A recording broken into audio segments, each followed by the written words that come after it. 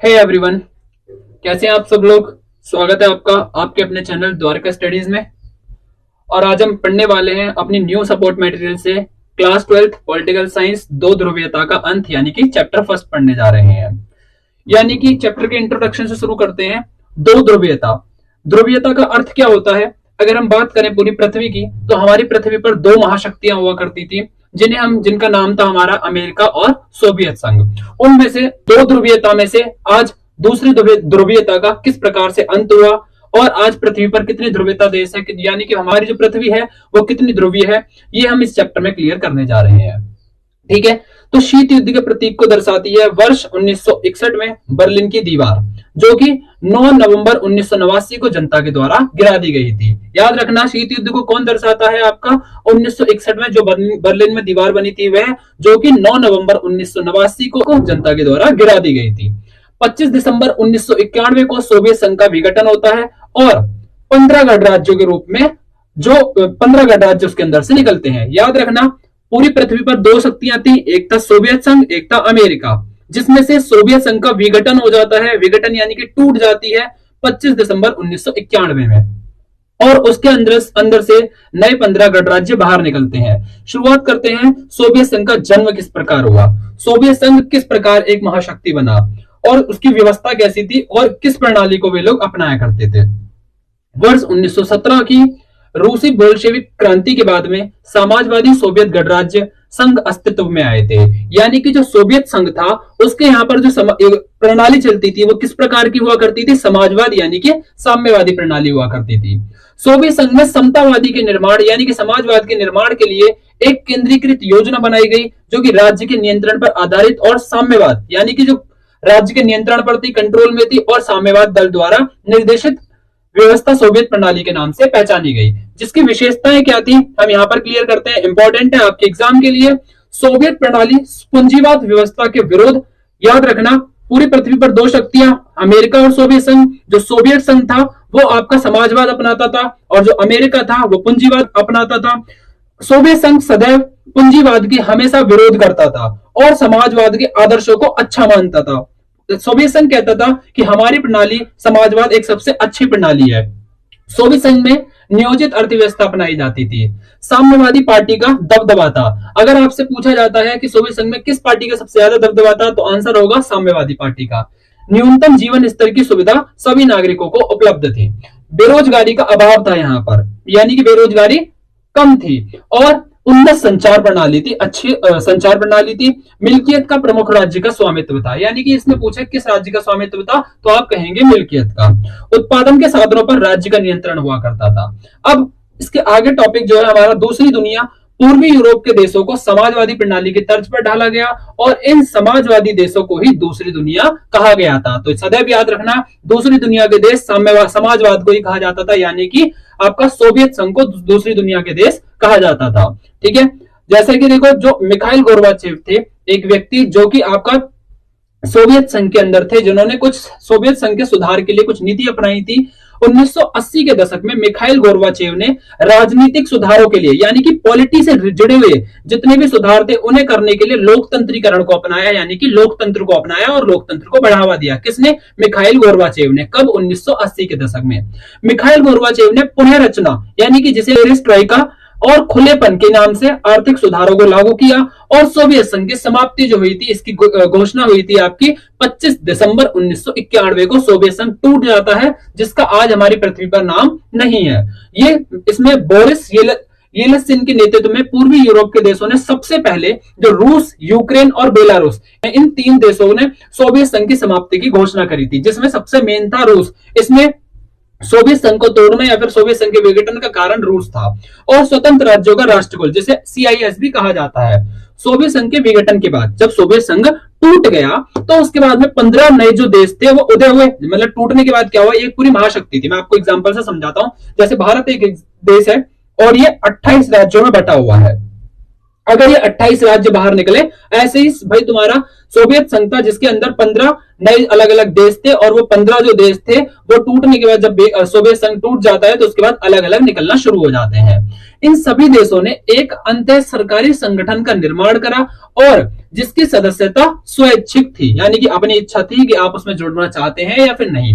इसे ही स्वतंत्र राज्यों का राष्ट्रकुल कहा गया, और यह एक संघ था। संघ यानी कि एक समूह था जो अपने सदस्य देशों के बीच में व्यापार करता था, श्रम और वस्तुओं की आवाजाही बनाए रखता था। एक ध्रुवीय विश्व का अर्थ क्या होता है? मैंने जस्ट अभी बताया कि जब चैप्टर स्टार्ट किया कि भाई हमारे पृथ्वी पर दो ध्रुव थे, दो शक्तियां थी। उनमें से सोवियत संघ का विघटन 25 दिसंबर 1991 को हो जाता है, और आज पृथ्वी पर एक ध्रुवीय विश्व है जो कि सिर्फ और सिर्फ अमेरिका कहलाता है। वर्ष 1991 में सोवियत संघ के टूटने के बाद में, विघटन के बाद में, विश्व में सिर्फ और सिर्फ एक ही महाशक्ति बचती है जो होती है अमेरिका, और सभी शक्तियों का केंद्रीकरण अमेरिका के आसपास होने लगता है, यानी कि जितने भी छोटे मोटे देश होते हैं वो सब अमेरिका के आसपास आ जाते हैं, और इस तरह से विश्व पूरा का पूरा, पूरी की पूरी पृथ्वी एक ध्रुव विश्व में बदल जाती है। और एक ध्रुव विश्व के कारण के बाद कई सारे परिणाम देखने को मिलते हैं, जैसे कि अंतरराष्ट्रीय संबंधों में बदलाव आना, पूंजीवाद व्यवस्था का प्रचार होना। मतलब सोवियत संघ में समाजवाद था, समाजवाद टूट गया, पूरी तरीके से खत्म हो गया। अब जब समाजवाद खत्म हो गया तो पूंजीवाद व्यवस्था ने सभी देशों को अपनी तरफ आकर्षित किया कि तुम लोग अब समाजवाद को छोड़ करके हमारी पूंजीवादी व्यवस्था को अपनाओ जो कि सबसे ज्यादा अच्छी है। ऐसा कौन कहता था? अमेरिका कहती थी। ठीक है, इसलिए उन्होंने पूंजीवाद व्यवस्था का प्रचार किया, प्रसार किया। समाजवाद व्यवस्था को कमजोर होना, ऐसा क्यों हुआ? क्योंकि समाजवाद व्यवस्था कमजोर हो गई। उदारवादी लोकतांत्रिक व्यवस्था का मजबूत होना। सोवियत संघ के टूटने के मेन कारण क्या रहे होंगे? क्या ऐसे रीजंस होंगे जिनके कारण सोवियत संघ टूटा होगा? तो नागरिकों की आकांक्षाओं का पूरा ना होना, यानी कि जो लोगों की, उनके देश की, सोवियत संघ के जितने नागरिक थे उनकी आकांक्षा, उनकी इच्छाओं का पूरा ना होना, जिसके कारण सोवियत संघ का विघटन हुआ। सोवियत प्रणाली पर, यानी कि जो सोवियत संघ एक जो देश था, एक जो शक्ति थी, वहां पर नौकरशाह का शिकंजा, सरकार अपने अकॉर्डिंग सारे काम करती थी, लोगों के प्रति जवाबदेह नहीं थी। यानी कि वहां की जनता अपनी सरकार से जब खुश नहीं थी तो जिसका विरोध करते हुए इन्होंने सोवियत संघ का विघटन किया। समाजवादी पार्टी का राजनीति पर अंकुश था, दबदबा था, उसकी अंकुश था यानी दबदबा था। संसाधनों का अधिकतम उपयोग परमाणु हथियारों पर कर रहे हैं, यानी कि जितने भी देश थे उन सभी में जो संसाधन पाए जाते थे उनका इस्तेमाल जो सोवियत संघ था सिर्फ और सिर्फ हथियार बनाने के लिए करता था। टेक्नोलॉजी, प्रौद्योगिकी का मतलब टेक्नोलॉजी और बुनियादी ढांचे में पश्चिमी देशों की तुलना में पीछे रहना, यानी कि भाई इस सोवियत संघ को यहां पर क्या कहा जाता था? पूर्वी देश। क्योंकि आप वर्ल्ड का मैप देखेंगे तो भाई आप वर्ल्ड के मैप में देखेंगे राइट साइड पर सीधे हाथ पर पूर्व आता है और उल्टे हाथ पर आपका क्या आता है? पश्चिम आता है। तो पूर्वी देश सोवियत संघ को कहा जाता था और पश्चिमी देश अमेरिका को कहा जाता था। तो ये टेक्नोलॉजी के मामले में अमेरिका से पीछे था और बुनियादी ढांचे में पश्चिमी देशों से पीछे था। रूस का वर्चस्वशाली होना, सोवियत संघ के अंदर रूस का वर्चस्वशाली होना, यानी कि रूस सोवियत संघ में अधिक शक्तिशाली था। गोरबाचेव के सुधार, जो गोरबाचेव ने ऊपर अभी जो सुधार किए थे, वहां की सरकार ने, वहां के लोगों ने उसका विरोध किया, और अर्थव्यवस्था का गतिरुद्ध होना, मतलब वहां की जो अर्थव्यवस्था थी वो पूरी की पूरी रुक सी गई थी, और उपभोक्ता वस्तुओं की कमी, यानी कि जो लोग उपभोग करते थे वस्तुएं उनकी कमी, खाने की कमी, खाद्यान्न संकट पैदा होना, भूखमरी आना, जिसके कारण क्या होता है? सोवियत संघ का विघटन होता है। यहाँ पर जो हमने टॉपिक क्लियर करा वो ये था कि सोवियत संघ का विघटन के कारण क्या रहे होंगे। अगले टॉपिक पर देखो, यहाँ पर है आपका सोवियत प्रणाली का सत्तावादी होना। सोवियत प्रणाली यानी कि जो आपका सोवियत संघ की सरकार थी वो कैसी होगी? सत्तावादी, सत्ता यानी कि शक्तिशाली, अपनी शक्तियों को बढ़ा दिया। राष्ट्रवादी भावना और संप्रभुता की इच्छा का उभार होना। साम्यवादी पार्टी का जनता के प्रति जवाबदेह न होना। देखो, लोकतंत्र कब माना जाता है? जब सरकार लोगों के लिए जवाबदेह होती है, लेकिन यहाँ पर जो लोकतंत्र था समाजवाद के अंदर वो धीरे धीरे नौकरशाह या फिर तानाशाह होता जा रहा था, जो कि जनता के प्रति जवाबदेह नहीं था। अगर अब जब सोवियत संघ विघटन हो चुका है, इसके क्या परिणाम हुए? टूटने के बाद सोवियत संघ के ऐसे कौन से रिजल्ट थे जो कि दुनिया के सामने आए? शीत युद्ध का संघर्ष खत्म हो गया, यानी कि जो शीत युद्ध लड़ाई चल रही थी वो पूरी तरीके से समाप्त हो जाती है, और पूरी धरती पर अब एक ध्रुव देश बसता है जो कि होता है अमेरिका, और अमेरिका का वर्चस्व बढ़ चुका है। वर्चस्व यानी कि दबदबा, ठीक है। और हथियारों की होड़ खत्म। पहले पूर्व और पश्चिम में, अमेरिका और सोवियत संघ में हथियारों की होड़ चलती थी, वो होड़ खत्म हो गई। सोवियत गुट का अंत, सोवियत जो गुट था, गुट मतलब जो ग्रुप था, वो खत्म हो गया और 15 उसके अंदर से नए देश पैदा होते हैं, नए देशों का उदय होता है। रूस सोवियत संघ का उत्तराधिकारी बनता है, क्योंकि रूस वहां पे अत्यधिक शक्तिशाली था, जो कि वहां का सबसे बड़ा उत्तराधिकारी बनता है। विश्व राजनीति में शक्ति संबंध बदल जाते हैं। पूरी की पूरी, हम पूरी पृथ्वी को देखते हैं, पूरे विश्व को देखते हैं, उस पूरे विश्व में एक ही शक्ति बसती है, जो कि क्या कहलाती है? अमेरिका कहलाती है। समाजवादी विचारधारा का प्रश्न चिन्ह लग गया, यानी कि समाजवादी विचारधारा पूरी तरीके से खत्म हो गई। पूंजीवादी उदारवादी व्यवस्था का वर्चस्व बढ़ा, पूरी धरती पर पूंजीवाद का वर्चस्व दबदबा बढ़ने लगा। ठीक है, यहां से आगे बढ़ते हैं नेक्स्ट टॉपिक, यानी कि शॉक थेरेपी किसे कहा जाता है। इंपॉर्टेंट है, शॉक थेरेपी का अर्थ होता है आघात पहुंचा करके उपचार करना। आघात का अर्थ यहां पर होता है किसी को नुकसान पहुंचा करके फिर उसका उपचार करना। आघात यानी नुकसान पहुंचाया, फिर उसका उपचार किया, उन्हें अपने देशों में शामिल होने के लिए कहा। अभी हम लाइंस को पढ़ करके क्लियर करते हैं। शॉक थेरेपी का अर्थ क्या होता है?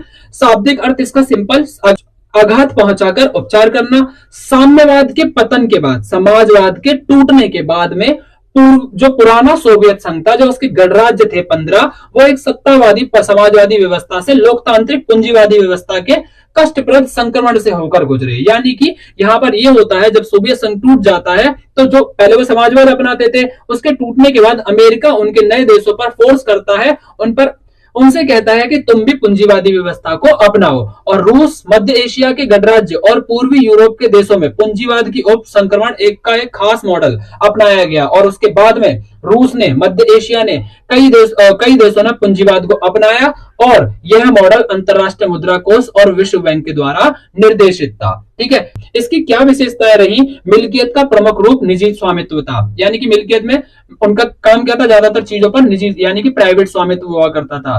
राज्य की संपदा का सबका निजीकरण कर दिया गया। सामूहिक फार्म की जगह निजी फार्म, यानी कि ये हम क्या पढ़ रहे हैं? जो कि समाजवाद के अंदर जो चीजें अपनाई जाती थी, अब उन्हें अपोजिट कर दिया, क्योंकि पूंजीवाद में ज्यादातर चीजें कैसी होती हैं?